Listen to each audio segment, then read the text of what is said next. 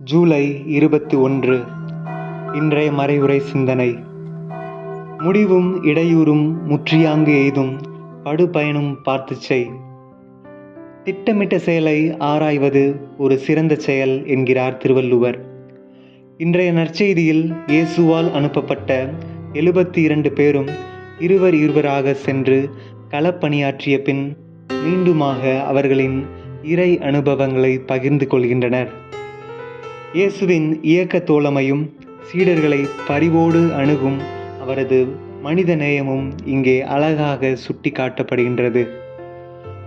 உண்ணக்கூட நேரமின்றி ஓயாதுழைத்த இயேசுவின் பணி மக்கள் மீதான உள்ள ஆழமான அன்பை அடிக்கோடிட்டு காட்டுகிறது.